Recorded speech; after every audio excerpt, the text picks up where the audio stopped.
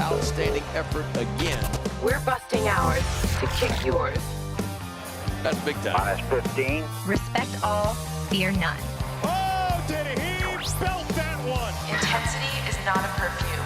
It was a no-doubter. 5, 4, 3, 2, 1.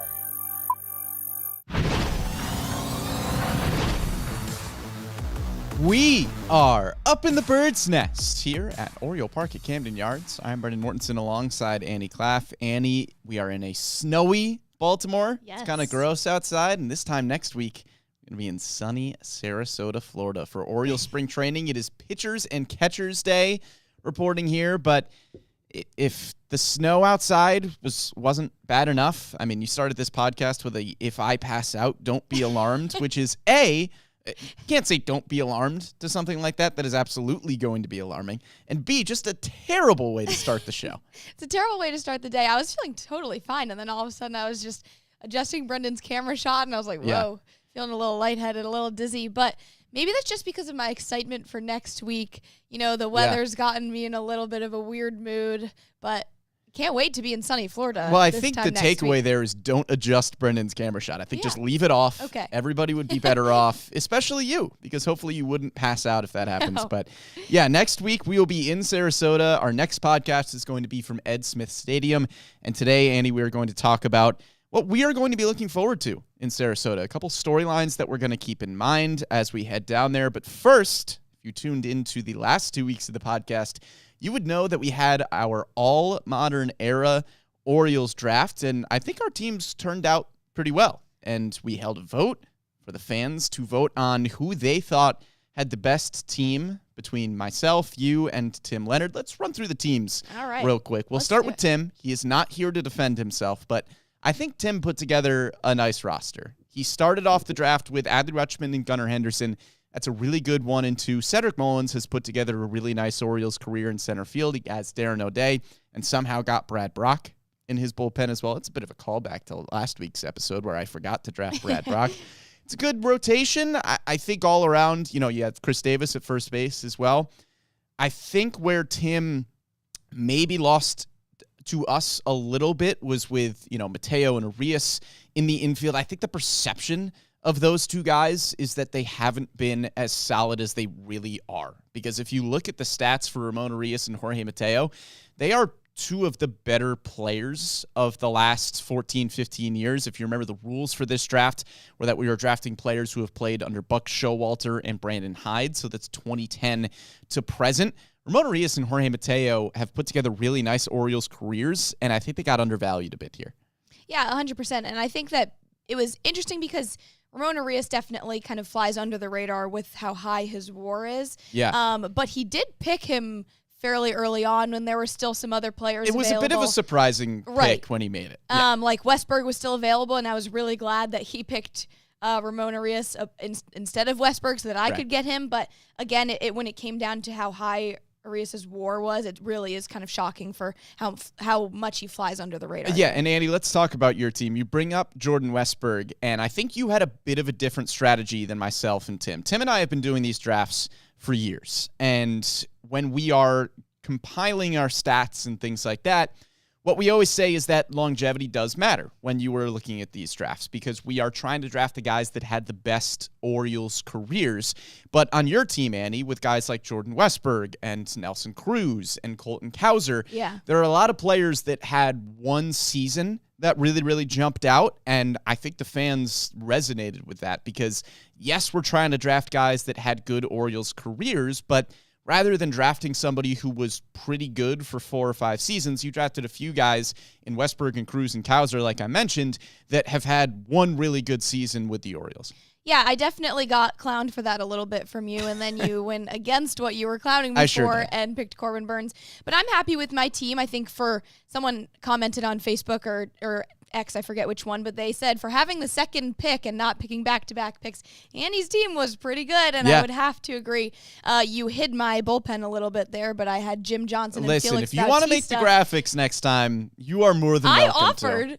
I guess I just should have taken the initiative and done it anyways. But people were also clowning me for Hanser Alberto.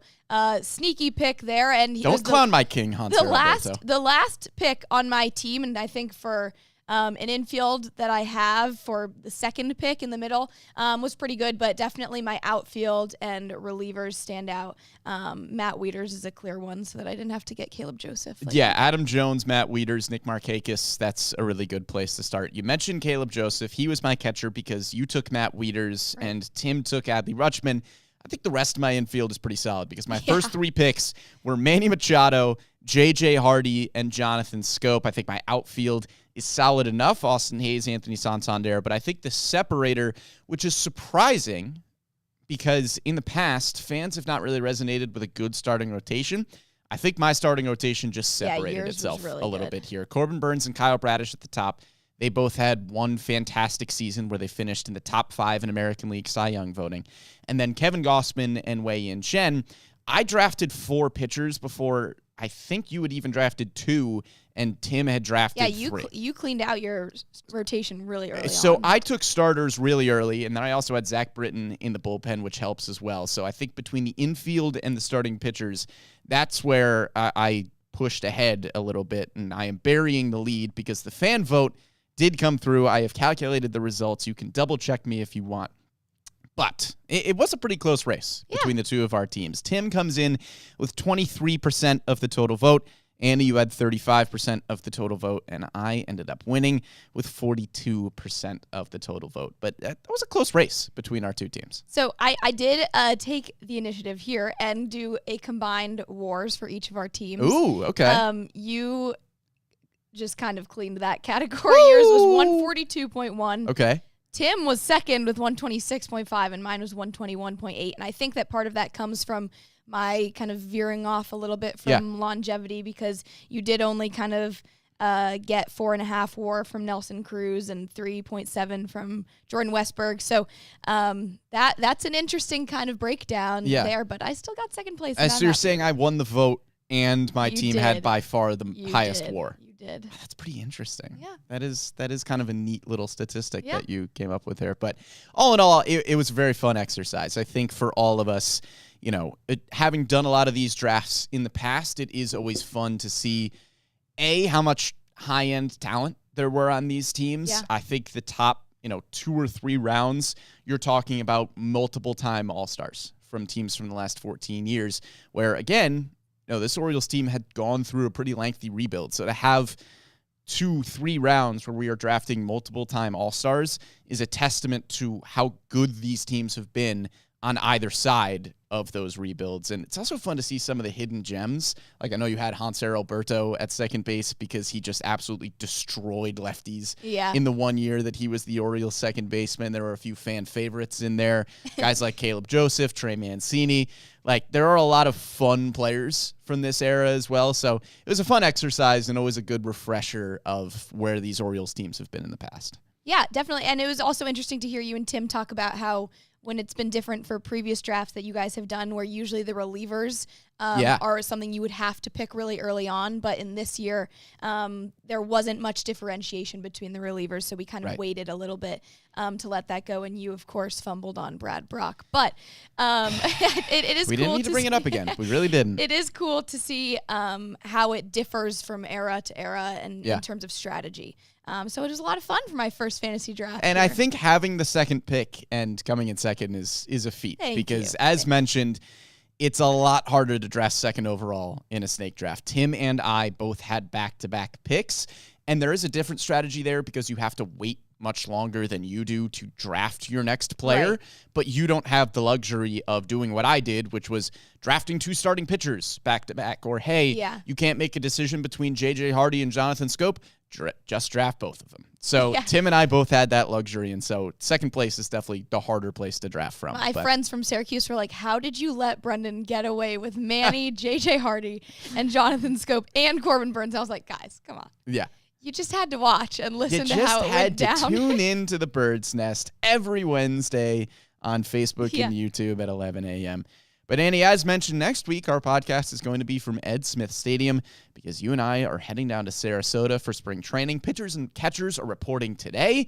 The full squad will report early next week, and that's when we will be there, and we will get our first look at these guys in a while. We're going to hear what they were up to in their off seasons, and we are finally going to get a look at some of the off-season topics that we have been discussing all season long. So we've each got 3 things that we were looking at going into spring training, and we're going to break them down here. So I'll start, and I think the first and most obvious one is just you want to see the free agents. We haven't seen guys like Morton, O'Neill, Sanchez, Sugano, Kittredge, Laureano, Carlson. Like, there's a lot of guys that we have just not interacted with yet. Of course, the media gets a brief Zoom session with those guys when they first initially signed, but now we actually get to interact with them and talk to them. And I think more so than literally seeing how they are on a baseball field, I'm interested to see what vibe they bring to the clubhouse initially, because we have talked all off season long about what this clubhouse is going to look like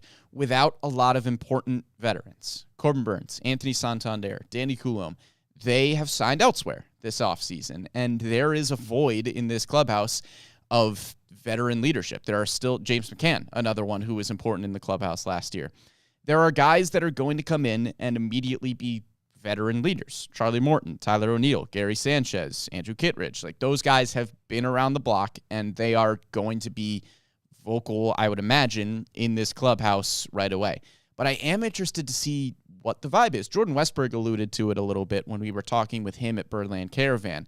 It's a bit of a feeling out period where you're going, okay, are the veterans going to come in and just kind of take control of the clubhouse? Are some of them going to be more of lead by example guys? What is the vibe of the clubhouse going to be? So that's the first thing that I'm really interested in. Obviously, that's going to grow and progress, and we won't see it right away at spring training when guys are literally meeting for the first time. But I'm going to be interested to see, as we are there for the week, how that clubhouse starts to take shape a little bit. Yeah, and I'm glad you bring up kind of that notion of seeing these veterans take action in this clubhouse, because that was one of the things that we had wanted from this Orioles squad in 2024 that they were lacking, was a veteran kind of experience, especially when it came down to the postseason.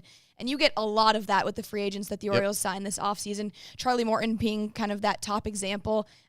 He's been in the league since 2008. He's played 18 games in the postseason, won 2 World Series with 2 different teams. So I think that it is going to be really crucial to see how these veterans step into these leadership roles and also kind of gel with the rest of the clubhouse, because there are so many young guys that you and I have also talked about who have needed to step into bigger leadership roles as well. So it'll be interesting to see that dynamic of new veterans taking leadership roles and kind of sharing their experience in the postseason with the rest of these young guys, but also the young guys still finding ways to fill those leadership roles that they haven't necessarily done in the past. Yeah, I mean, you mentioned Charlie Morton. Gary Sanchez has 33 career playoff games. These guys have been there and done that, and that's going to be important for this Orioles team.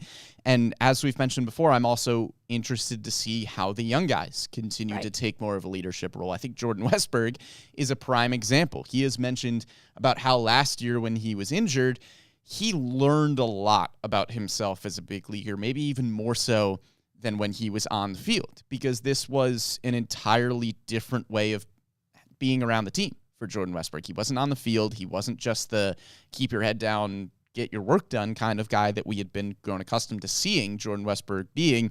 It was a, hey, I have to be vocal in the clubhouse a little bit. Right. I have to be there for these guys in a different way than is just being on the field every day. So I'm interested to see how Westberg, Adley, Gunnar, Colton, those guys continue to step up and be leaders in this clubhouse and how they mesh with a lot of the veterans. Yeah, 100%. And I also think that the other thing that we need to look out for, which is kind of a no-brainer for when it comes to signing free agents, is how can they replace and fill the shoes of the other guys that had departed from the team. So, for example, Tyler O'Neill, Ramon Laureano, Dylan Carlson, and even Gary Sanchez kind of providing that raw power from the right side of the bat when you lose Anthony Santander or a right-handed hitting outfielder. Gary Sanchez, of course, for James McCann. So there's a ton of ways that we can see how far or how much combined of an effort these free agents can fill the shoes of a Corbin Burns, an Anthony Santander, and a James McCann. Yeah, I mean, it's obviously going to take the season to see how those roles will exactly play out, but we're going to start to see it in spring training a little bit. Yeah. Annie, what's your first storyline that you're looking at here? So, kind of similarly, just about the starting rotation battle, because you do lose Corbin Burns, a very, very true ace that was exactly what the Orioles needed last year. He posted every fifth day, just completely lights out for an ace. And you see him go to the Diamondbacks for every penny that he's worth. So this whole offseason has been a lot of, are the Orioles going to find a true ace, or how are they going to shake up this rotation? And right now, as it stands, you kind of have those five guys, with the Orioles acquiring Charlie Morton and Tomoyuki Sugano, to be those depth pieces, which we had talked about a lot this offseason, as that is still a very crucial need, given all the injuries that they had in the pitching staff in 2024. So as it stands right now, you probably have Zach Eflin, Grayson Rodriguez kind of battling for that 1-2 spot. And then Dean Kramer, Charlie Morton, Tomoyuki Sugano. That last three order is kind of a toss-up. And then we've also talked about how maybe they go with a 6-man rotation because that's what Sugano was used to in Japan, and whatnot. But Elias kind of told us at Birdland Caravan and told the media that as of right now, they're going to stick with a 5-man rotation. Yeah. Should anything happen, they have the depth to go with a 6-man, but that's the way it is. So that is definitely going to be a top question that everyone will be looking out to answer at spring training, is what exactly will the rotation look like? Could someone like an Albert Suarez, Trevor Rogers, Cade Povich, even Chase McDermott slot into that 5-man rotation? Yeah. There's going to be a lot to answer there. Yeah, as you mentioned, Mike Elias did say, hey, I think we're going to go with a 5-man rotation because for the first 2 months of the season, there's a lot of off days, and so that doesn't really necessitate a 6-man rotation. Last year, the Orioles went to a 6-man when it was absolutely necessary because they just needed innings and they needed guys to get more rest than they were getting. There were a lot of injuries. They were throwing players into roles that they weren't accustomed to. They had to go with a 6-man rotation. This year, I think you're going into spring training and going, okay, it's only going to be a 6-man rotation if somebody makes that conversation really interesting. And Elias kind of alluded to that as well. If they go into spring and somebody changes that conversation, then all of a sudden you're going, okay, do we need to go to a 6-man rotation? I think, as you mentioned, it's Eflin and Grayson at the top, and Morton, Sugano have been brought in to be starting pitchers. They are in the rotation. Dean Kramer has been in this rotation for years now. He doesn't have any experience in the bullpen. I think that's a very solid, locked-in 5. Mm-hmm. The conversation becomes, where do Cade Povich and Trevor Rogers and Albert Suarez go? Maybe you can say Albert Suarez slots naturally into the bullpen, but Cade Povich doesn't really have experience in the bullpen. You want him to be a starter long-term. Trevor Rogers, you acquired at last year's deadline, knowing that you had multiple years of team control, and I'm sure the thinking there was, okay, obviously you want production at the end of 2024, but let's see what he can give you in 2025 and 2026 with an offseason in the building, with getting him to work with our pitching coaches and see if we can get him back to form where he was a runner-up for NL Rookie of the Year. So you want to see what you have in him as well. And, if he doesn't make the rotation out of camp, then what do you really have in Trevor Rogers there? Is he maybe a potential bullpen piece? Chase McDermott is still one of your better pitching prospects. He has been back and forth between AAA Norfolk, made a spot start in the big leagues last year, was injured down the stretch. What does his role maybe look like? Because he has nasty stuff. He has the upside of Cade Povich. So I'll be interested to see, is there a starting rotation battle for that 5th spot in the rotation? I don't really think so, but any of those starting pitchers could really make that conversation more interesting and push Brandon Hyde and Mike Elias to maybe consider a 6-man rotation. Right, especially with Rogers and Cade Povich, too, because as it stands, the 5 in the starting rotation are all righties. So to grab Rogers or Cade Povich in there, who both, I think Rogers, like you mentioned, it's more about getting him back to what he was like in 2021, especially after an offseason under O's coaching. And then Povich, he showed some really good flashes last season and a 2.60 ERA in the month of September. So definitely they're going to be trying to make their way, especially as the only 2 southpaws that could make their way. But another kind of storyline from this starting rotation battle that I'm excited to see, and I'm sure you are too, is kind of the command from the duo in Zach Eflin and Tomoyuki Sugano. Yeah. Just the two of them, their walk rates are insane. A 2.6% walk rate from Sugano in the NPB and a 3.5% walk rate from Eflin. So that's going to be really, really cool to see what they're like in spring training and throughout the season. Yeah, and you would have to imagine having both of those guys in the building, seeing them work. That's going to rub off on other guys in the starting rotation as well.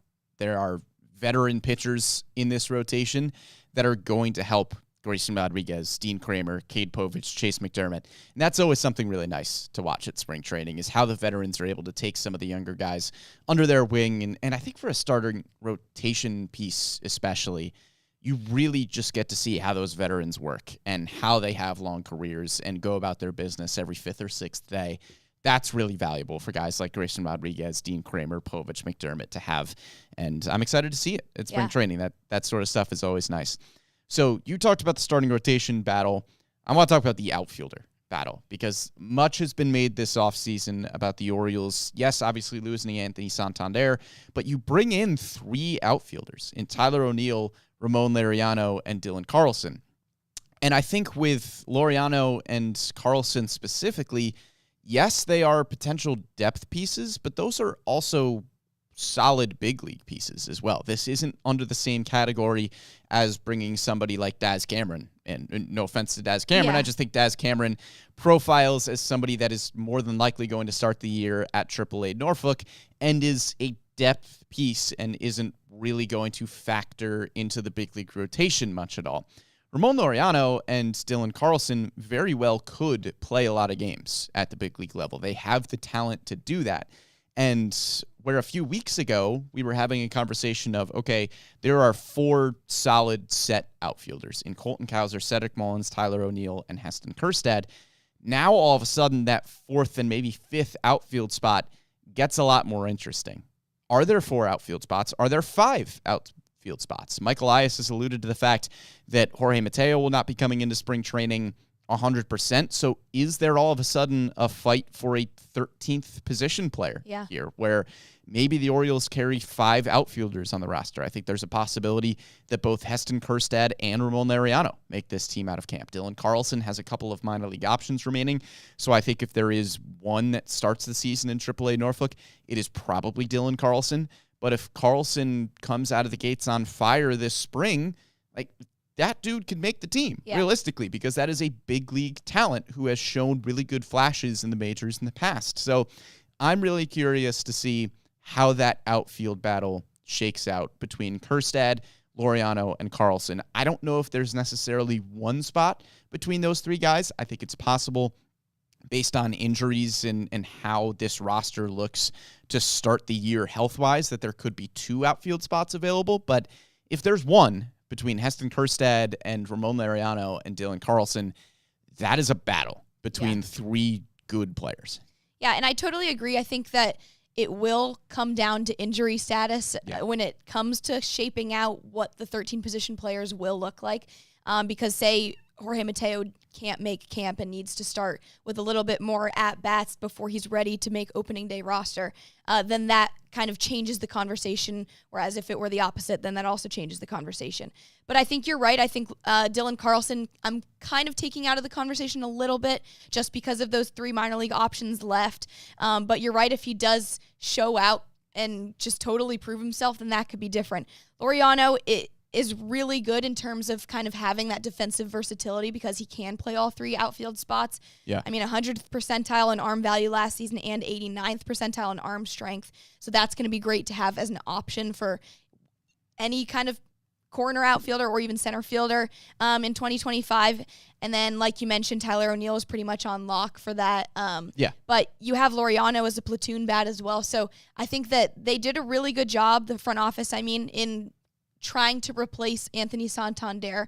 It's more of a combined effort than just one guy. But with Tyler O'Neill, 31 home runs last year in only 113 games because of injury. That's just insane. So I think that it's going to be interesting to see that kind of competition in the outfield, but also what each of them can bring individually and collectively. Yeah, and I wouldn't underrate what guys like Laureano and Carlson can bring elsewhere as well. These are two good hitters against left-handed pitching. Yeah. And last season, the Orioles had good production against lefties out of their DH spot because that was usually Adley Rutschman, but you also had James McCann in the lineup a lot of the time against left-handed pitching, who did not put up awesome numbers offensively. I know we all love James McCann, and he brought a solid defense and command of the pitching staff. He was obviously a tough leader in this clubhouse, great dude, and brought a lot of value here. He didn't put up awesome offensive numbers. And I think Laureano and Dylan Carlson, yes, they bring the outfield versatility of being able to play all three outfield positions, and that's huge for depth. That's huge if there are injuries in the outfield. But they could also just be a platoon bat for the outfield, be a right-handed DH option, and put up good numbers in selective spots. And I think if those guys are just if Brandon Hyde is picking their spots a little bit and just maximizing their opportunities to succeed, I think both Laureano and Carlson have the potential to be better players than we are looking at them as, because they don't need to play every day. They don't need to be the roles that they were in the past, where Laureano was an everyday starter in Oakland and Carlson was an everyday starter in St. Louis. Maybe this is their season where they just kind of pick their spots. They're playing against lefties. They are coming in as a depth piece in the outfield. They can have their roles and they can flourish in them. Yeah, definitely. And we have a question on YouTube that asks, how is there an outfield spot open with Cowser, Mullins, and O'Neill? And I think that just what you're talking about in terms of platoon, like Mullins probably won't be in the lineup against a left-handed pitcher. So it just comes down to who you want to supplement when there's a different pitcher on the mound. Yeah, and I think Mullins and O'Neill will still be close to everyday starters.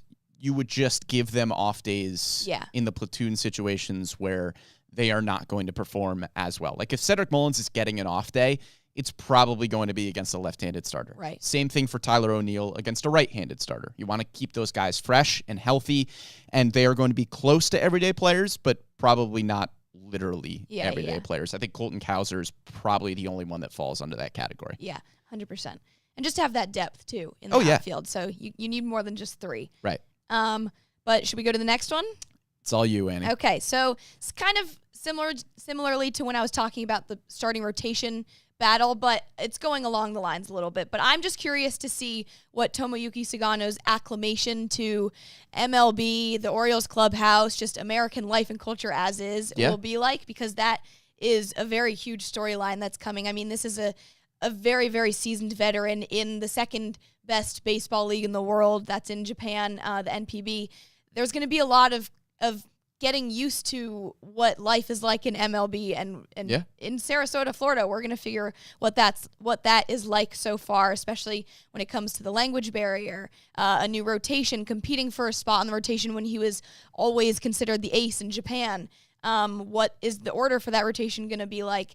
Can he translate his 2.6% walk rate against U.S. hitters? There's going to be a lot that we're going to figure out on Sugano, just kind of acclimating to life in America and with the Orioles. Yeah, and I think as much as we talk about Sugano from a baseball perspective and how he is going to fit as a starting pitcher, it's also just a human being that has spent all of his life playing baseball in Japan, and now he's coming over to Major League Baseball. And as you mentioned, there is a language barrier. Like, there are guys in this clubhouse that speak English, speak Spanish. I would be surprised if there are guys in this clubhouse that speak Japanese. Like, there are just simple things, human being to human being, that are going to take some adjusting for Sugano, I am sure. And, you know, the Orioles this is a great clubhouse. I know they are going to welcome him with open arms because Sugano is going to help them win baseball games. But yeah, I mean, this is the first time he's going to be interacting with his teammates, and it is harder to do that than with somebody who is just speaking the same language, right? That it's a basic human being thing. So I am very curious to see how he acclimates and just how the clubhouse welcomes him, because it is obviously going to be a warm welcome, but it's a totally different situation for him. Coming over to the United States, being in Sarasota, coming to Baltimore, like, that's just a lot of new things. So as a dude, wish the best for Sugano there, and I know it's going to be a lot to transition to the big leagues. And of course, like, what his relationship with the catchers will be like. I mean, you have Adley and then Gary Sanchez, three different languages there between the three of them that are spoken.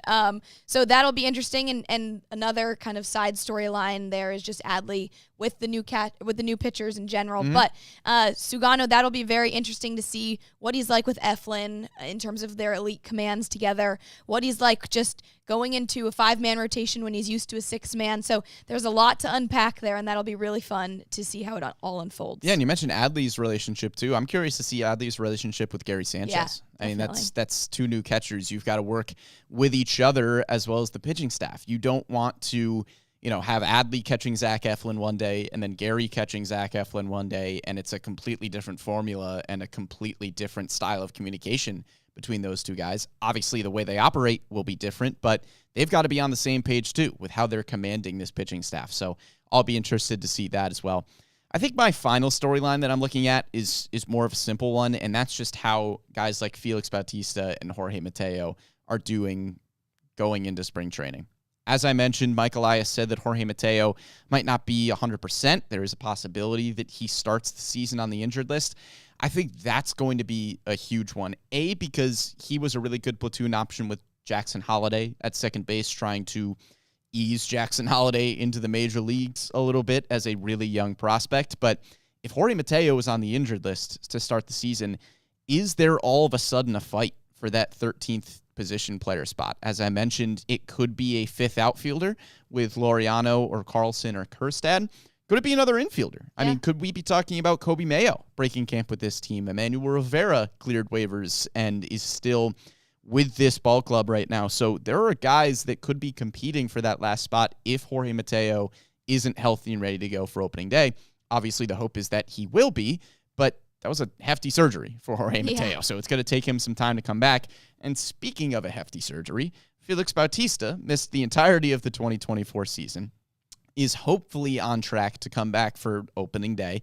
We are hoping that Felix Bautista doesn't have to start the season on the injured list. But Mike Elias did say, look, this isn't going to be a completely normal spring training for Felix Bautista. We are going to ramp him up.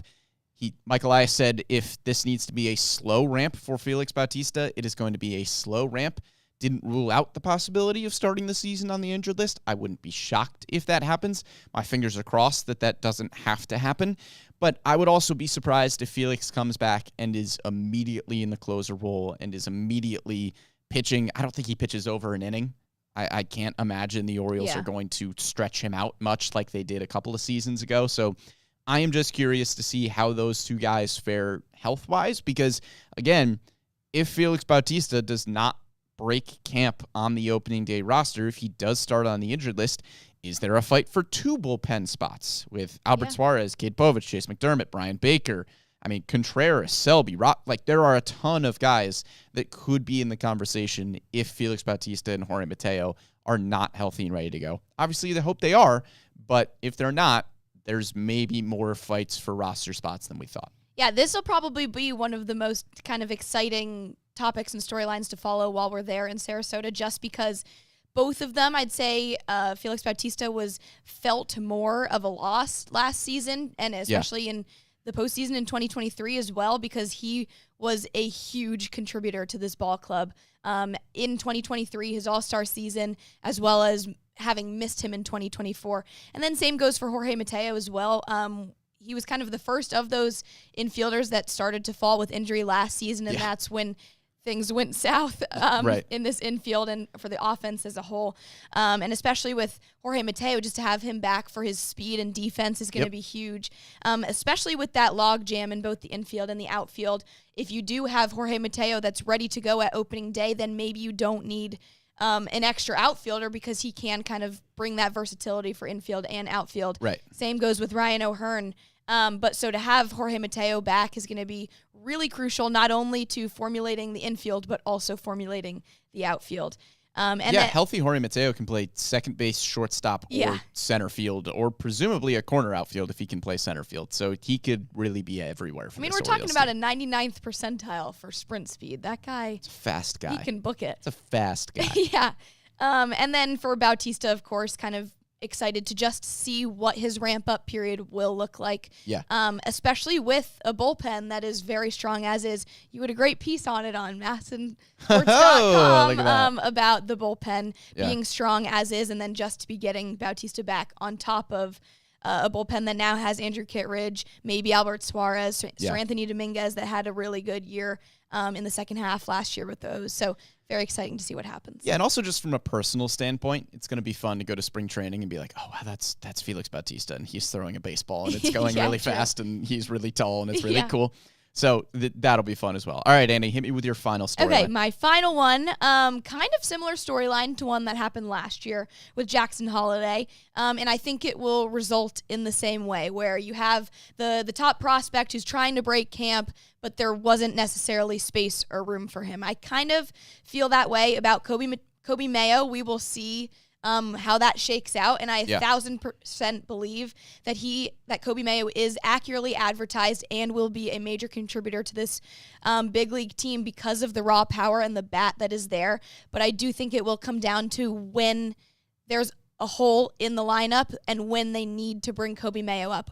Who knows, like you mentioned, if there is that fight for a 13th position player, if Jorge Mateo doesn't start and he starts on the injured list, then maybe if Kobe Mayo really, really shows out in spring training, then who knows, that'll be more of a discussion then. But he's got a lot of competition at first base. Ryan O'Hearn, Ryan Mountcastle, even Emmanuel Rivera, obviously competition at third base, and then there's loads of competition from the right-handed hitters at DH, too. So it'll be tough for Kobe Mayo. Yeah, it is going to be hard to see a spot where Kobe Mayo makes this team. I think there are plenty of guys that are going to be in competition for the final few position player spots. If it is a healthy Jorge Mateo, I think there's Mateo, Ramon Laureano, Dylan Carlson, Heston Kjerstad, Kobe Mayo, Emmanuel Rivera. There are plenty of guys that could make a case there. I think, you mentioned it a little bit. I think the number one question that Kobe Mayo is going to get when we get down to Sarasota is, hey, which position were you working on this offseason? Yeah, exactly. I think that's going to be very telling about where the Orioles see Kobe Mayo this season. Was he continuing to work at third base like we have seen him do in off seasons past, because the Orioles believe that he can be at least a solid defensive third baseman at the big league level, and they are just going to prioritize his development there over where their immediate need is? I think that's going to be very telling. Did he get a lot of work at first base? Did the Orioles believe that they could just get him in the lineup at third base, at first base, wherever they need him to be, because they need his bat in the lineup? Right. I would be very surprised to learn that he played a lot of corner outfield in the offseason.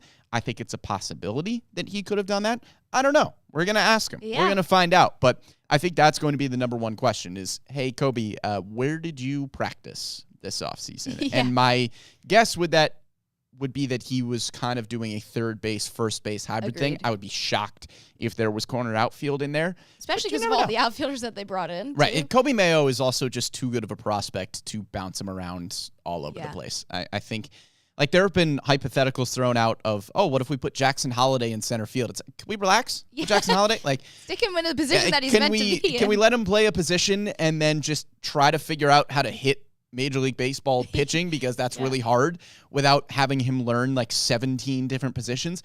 I would imagine that's the same thing with Kobe Mayo, where last year he was in a tough spot. It was, hey, I know you didn't play a lot of first base. Can you learn how to play first base and also learn how to play against big league pitching? It's a hard spot. So I'm hoping that Kobe Mayo had some consistency this offseason, even if it is as a third base, first base hybrid type of player. Yeah, 100%. But regardless, I think it's going to be hard for him to find a spot on this opening day roster. There's a lot of talent around him, but it also wouldn't shock me if Kobe Mayo just lights the world on fire in spring training. Yeah. And then we go, hey, he might need to be on the roster. Yeah, like Colton Cowser. Right. Yeah. Colton Cowser did the same thing last year. Right. I mean, we were penciling in Heston Kjerstad as the Orioles' fourth outfielder out of camp last year. Boom. And then Colton Cowser hit like 400 at spring training, and we went, well, hold on. This is still a really good prospect, and he should probably be on the baseball team. Kobe Mayo is a top 10, top 15 prospect in all of baseball. He has 30, 40-plus home run potential in the big leagues. If he is demolishing big league pitching at spring training, it's going to be hard to leave him off the roster. I know there's a lot of good players, but man, Kobe Mayo's upside is really, really high. And we've talked about in previous weeks that his 46 plate appearances in the big leagues last year. I don't care about them. Throw them out the window because they don't matter. They are literally only a good thing. He got experience at the big league level. I don't care how many hits he got. I don't care how many times he struck out. And it was at a tough time in the season. Yeah. They went, hey, Kobe Mayo, learn a new position and also help us make a playoff push. Yeah. That was a lot to ask. Throw him out. Yeah. Throw him out. It is good that he got experience, and that is it. And again, I would point you to Colton Cowser, who really struggled at the end of 2023 and then arguably should have won Rookie of the Year in 2024. Yeah.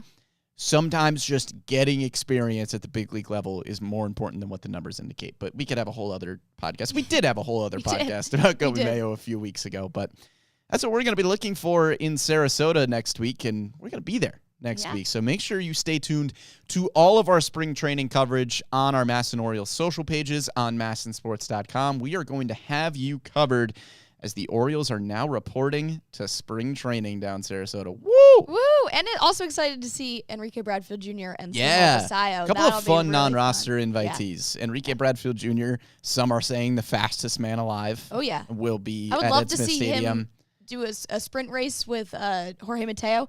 But as Jorge Mateo is at his level right now of injury status, I would like to see maybe them not compete. see it quite yet. Yeah. Listen, I'm going to put Jackson Holliday in that conversation. I agree. Sneaky 95th percentile in baseball in sprint speed last year.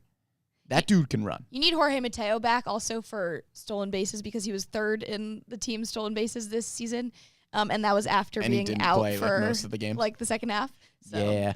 I'd like him back, please. But I think guys are going to steal more. We're going to talk about this in the future, but a lot of guys at Birdland Caravan went, hey, I was running a lot this offseason because there's more of an emphasis on stealing bases. Jackson Holliday said that he was spending a lot of time working on stealing bases, being more of a threat on the base path. So I think we're going to see this very athletic Orioles team steal some more bases. But we'll see what they end up doing at Ed Smith Stadium. We are excited to be down there bringing you Orioles spring training coverage. And thank you for tuning into this week's edition of The Bird's Nest. You can follow along with us live every week at 11 a.m. on Facebook and YouTube, or you can catch us after the fact on Spotify, SoundCloud, Apple Podcasts, Google Podcasts, wherever you get your podcasts. You can find us here on The Bird's Nest. Big thank you to Amy Jennings behind the scenes for producing this one. For Andy Klaff, I am Brendan Mortensen, and we'll see you at spring training.